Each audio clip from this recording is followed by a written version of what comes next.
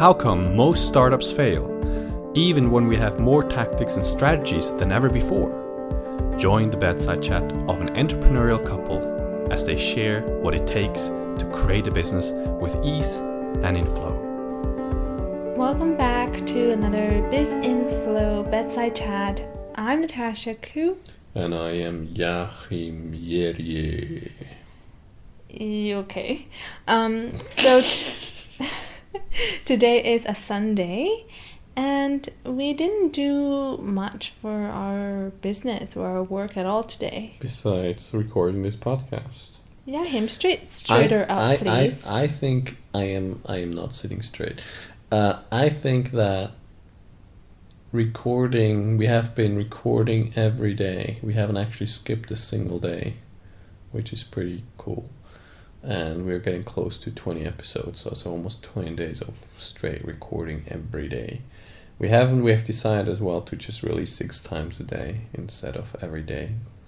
That way we can always keep ahead with the content and not be forced to record something.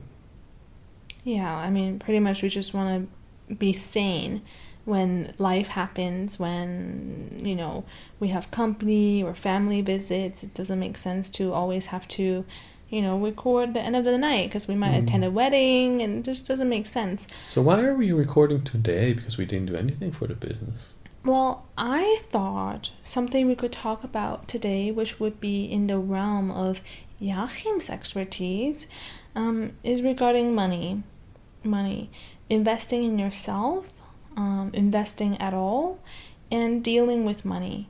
And just kind of with the current economy and state of the world, why you choose to have multiple, avenues for income, and not just to depend only on business or only on your work to get a profit or to have as a source of income. So that was something I thought about. And we can talk about that. Yeah, and I also thought about, I don't know if it's a personality, I hope not, but my behavioral tendency. I love deals. What I buy at the grocery store is pretty much what's on sale.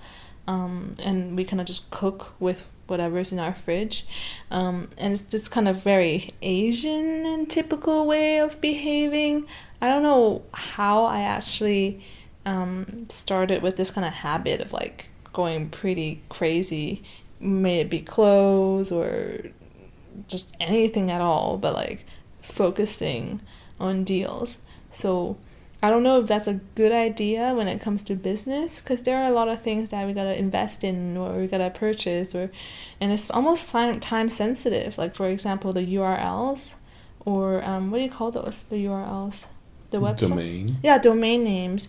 Sometimes you just gotta grab it because someone else might buy it, right?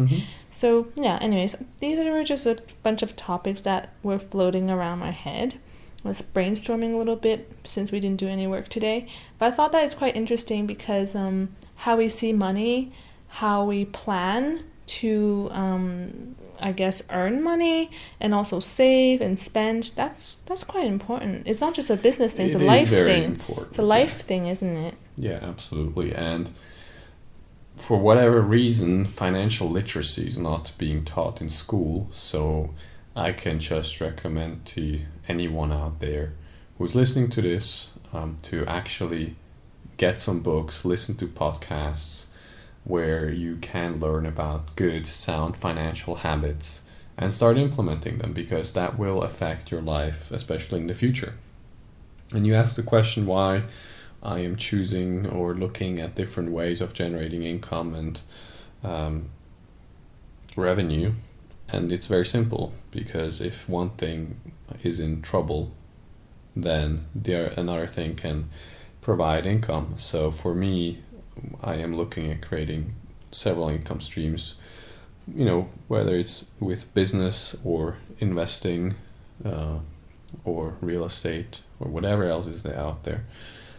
I'm interested in that because it just makes sense to me that if the investment goes south or whatever, you still have the business, and if the business goes south, you still have other stuff, and that just makes had always made sense to me. And when it comes to investing in yourself, I can only recommend that, because when everything is taken from you, you still have you and you still have your skills. And investing in yourself is something that no one can take away. You can do investments in other businesses, you can do investments in stocks, bonds, commodities, you can do investments in cryptocurrency, you can do all kinds of investments. And all those investments, they can evaporate in thin air for whatever reasons. But the skills that you have acquired, no one can take them away from you, and you can build your wealth and abundance from where you're at, whether it's just having a shirt and some underwear or being in a house, it doesn't matter. But the skills are so important. So investing in yourself, in my view, is one of the best investments you can do.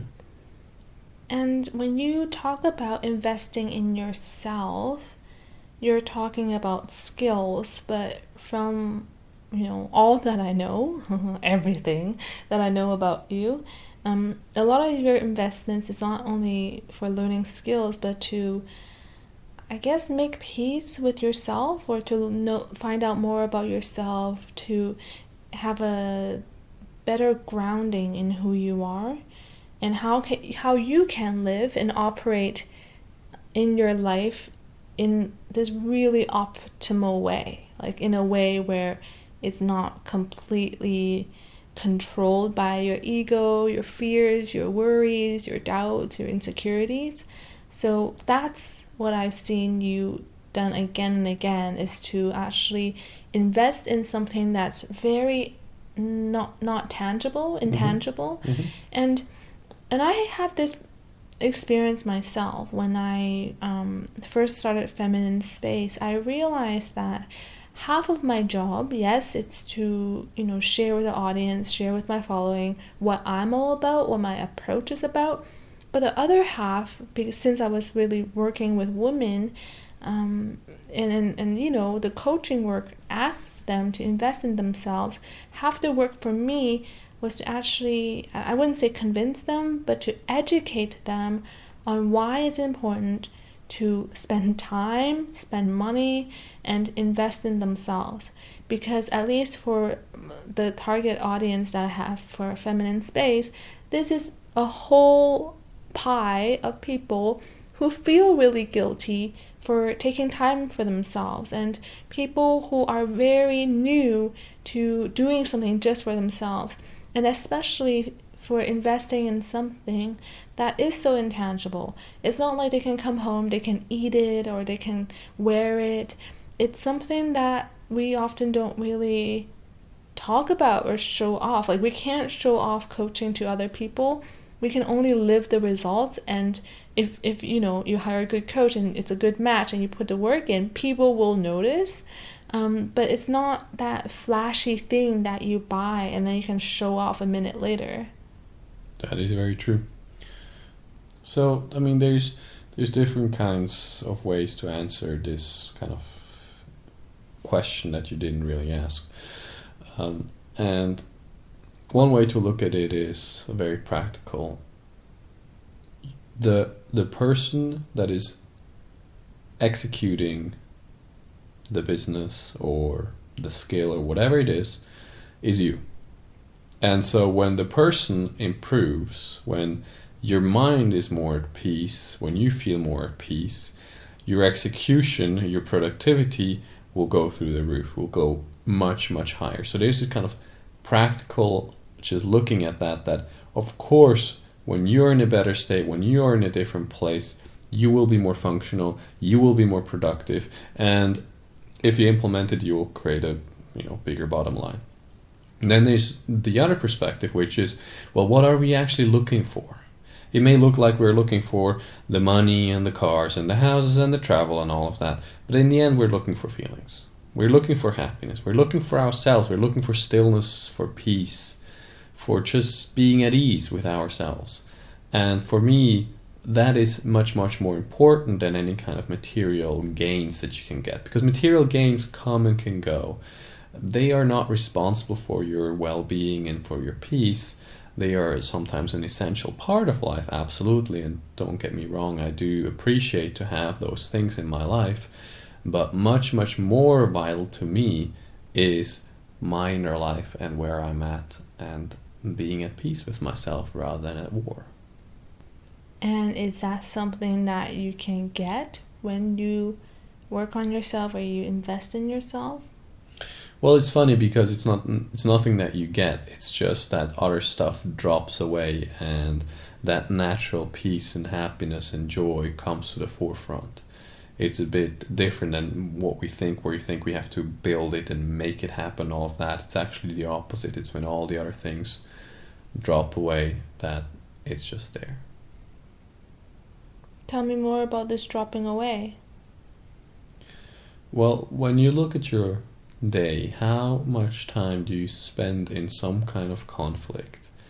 And how much of that conflict is actually an inner conflict, meaning that you're replaying something from the past, replaying something that might have just happened 5 minutes ago as well, but you're not actually, there's no one really there. That's where you are, not in peace in that moment. And that is created from within. It's a story that's being played within. It's a broken record almost. Yet when you see through the trick of the mind, when you see that this is something that the mind has created in this moment, and that's it, there's nothing more to it, there's nothing to it at all, you're actually completely okay sitting somewhere or walking, there's nothing out there to get you right now, you're just there. When you see through the trick of the mind and you see it for what it is, then it drops away.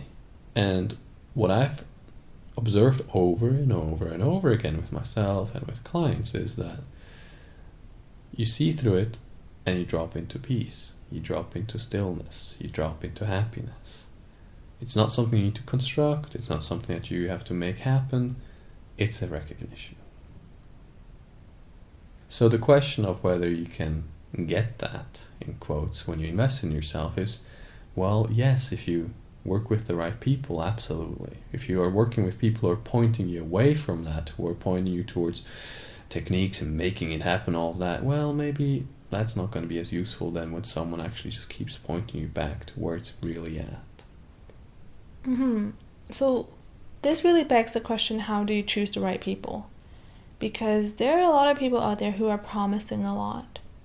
So how do you choose who you work with?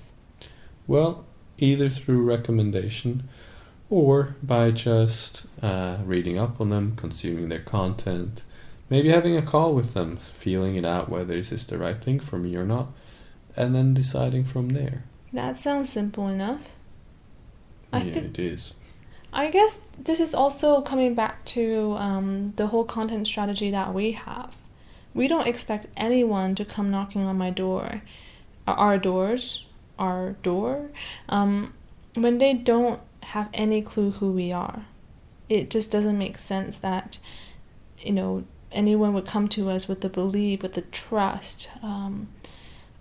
It's as if we come together, even if we're meeting for the first time, but we're meeting in the middle because they know who we are.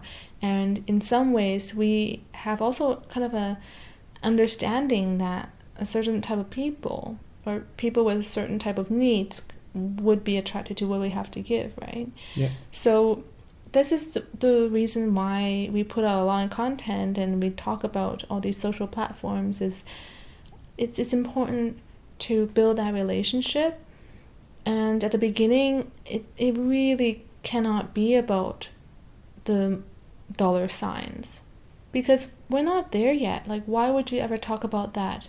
Why don't you just say hello and have a conversation first? Like, who goes up to anyone and tries to ask them for something or try to ask for a type of exchange? That's not how human interactions work. So it's funny that you say that, and it just relates back to what it is that we're doing here and what it is that I hope many of you are also doing in your fields of business. Yeah, and I mean, It's one thing of producing content and building a business and all of that, but really for me, at the heart of sharing content and, for example, doing this podcast is to help people. Like, there is, like we saw in the workshop, there really is a lot of need for the things that we can share, and I just want to share them because they've been so invaluable in my own life. I have come such a long way from where I've started, and I want to share it with people. Mm-hmm. I want to bring it kind of back to the topic that I started with, which is about the money and the finances and trying to find stability in that. Because we're kidding ourselves if we say that, money is irrelevant or not important. Like, we need it for shelter. We need it for clothes on our back, and unless you're foraging and killing wild hogs in the forest, I'm pretty sure that you probably need money for food. Even to create a garden, you need the money. It's how society is running. Exactly. Right now, yes. So there's no need to deny the fact that it plays a role in our lives. So when you are talking about diversifying your portfolio, not just investing, investment portfolio, but also other projects, do you feel that, I guess where I'm going here is sometimes people feel like they are spreading themselves thin when they are going for multiple projects at the same time, or they're needing to do their business, and then suddenly it's like, oh, all right, I need to remember to save, or I need to remember to invest in that, or start another project. Isn't it just more and more stuff? And doesn't that also have its own learning curve? Like, aren't you, I guess, a beginner in some ways as you branch out to different industries and real estate and investment and all sorts of things like that? Well, absolutely. There's a learning curve, and you're a beginner, and some of it you might not enjoy because it can be quite dry learning about those things. But it just makes sense. It just makes sense. Just like you might not enjoy doing your taxes, you still got to do them. And financial literacy and seeing how you can invest and how you can put that money to work is very useful. Now, look, even if you don't do this, if you just start having a saving plan and just putting money away, that in itself is already an awesome thing to do. And you don't have to, like, I'm not going into real estate and stock investing and cryptocurrency and everything else in one go. I learned about one thing. I learned about stock investing. I absorbed a lot about that. And I started to look into cryptocurrency. I started learning a lot about that. And I keep learning about it and educating myself in those fields. But once you've made an initial effort, it becomes easier.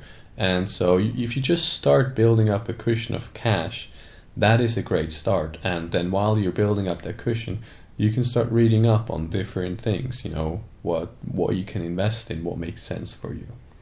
Oh, okay. So it's become really clear to me. We're really coming back to the same point. I guess I was a bit concerned for the listener because I was under the impression that the more you do, the more your head is full. And that isn't always the case. Yeah? So what I'm saying here is that sometimes we start something new and we'll work on it, we'll research it, whatever it is that we need to do.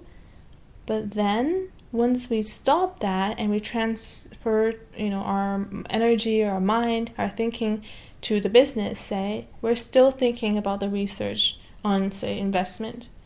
That happened, say, 30 minutes ago. It's as if we can't switch that off, right? So I was thinking, my goodness, if we have, the audience, if we're influencing them to, look into multiple income streams and look into savings and that and this, then I thought, oh my goodness, their head's going to be so full, it's going to explode and might impact how they do their work. But that only happens, that negative effect only happens when you can't switch off. And when you're not in that place of peace and, you're just working when you need to work. Just too much on. Mm-hmm. Like, we think like this is a 1 month thing and then you are all set up and do everything. No, it's when you look at investing and building multiple income streams, you're talking about years and years. So if you're starting your business, then focus your full energy on business. Sure, keep the saving habit, but you don't have to look at all the other things for now. And it's the same thing if you're like, you have a 9-to-5 job and you're not really interested in building a business, but you just start saving and you start reading up on stocks and investing in that area. That's where you start, and you keep educating yourself over the months, over the years. You keep educating yourself. It's it's one step at a time. We are running a marathon, to come back to your metaphor. We are not doing a sprint. And especially with investing, investing, the best metaphor maybe is that you're a farmer, so you get money and that's your crop, that's your seed. Some you're going to use to buy food, shelter and all of that. Some you're going to put away for a rainy day, right? And some of it you are allocating so it can grow more. But I guess what I was pointing to is that even if we take on multiple things, our mind gets extremely full, not because our plate is full or like our day or our schedule or our responsibilities are full, but it's because we can't switch off one task from another, and it all melts together and we can't stop thinking about everything. And like you say, if it's a long-term strategy, if something we gotta do like overlapping, right, business and investment and saving and long-term planning, if that's something that we gotta do in the long run, then we better figure out how to, I don't want to use the word balance, but how do we make sure that we are in an optimal state to actually be present with the task on hand, and then with the very next step, not 10, 20 steps ahead, but just the very next step, and be able to just, separate the things. Like, they don't need to meddle together. They don't need to, worry us in the middle of the night. It doesn't need to be the topic that we think about in the shower. Like, we can literally drop it when we need to, and that's probably when, all your projects will probably run a lot better too. Yeah, absolutely. Because you are much better focusing on the task that is at hand right now than being all over the place. You just do one thing at a time, and before you know it, the day's over and you've done a lot of things. That's it. So that's it also for this podcast. I hope that it has tickled a little drawer in your head or wherever, that helps you to realize that, yes, we're here to help you build a business that's in flow, but that's not the only thing we kind of want to share with you, because having that balance, having that freedom we're all looking for, sometimes it also takes longer term planning, and it can grow beyond just the business or just the project that you have right now. So I wanted to open up this this topic because I think it's really important. It's something that a lot of people neglect and don't talk about, and I think it's really good to have it at least on the forefront from the very beginning, and to have a very healthy relationship with both money, with future planning, with savings, and also how you deal with multiple projects. I think that's it's a very important topic, the whole money thing, and I can just recommend for everyone who's listening to this to look at it, to start reading up on it, even if it's just a little bit here and there. Just get your feet wet. In my view, it really pays off. And for those of you who wish to get more information, feel free to head over to bizandflow.com. You'll get the transcript, and Jachym could even drop a few books that he recommends on the topics that he's read so far. Yeah, that's a very good idea.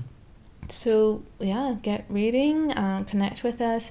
If you have any questions at all, please just hit us up at the website, and there's a contact page, and you can easily reach either or both of us, and then we'll talk to you tomorrow. Good night. Good night, everybody.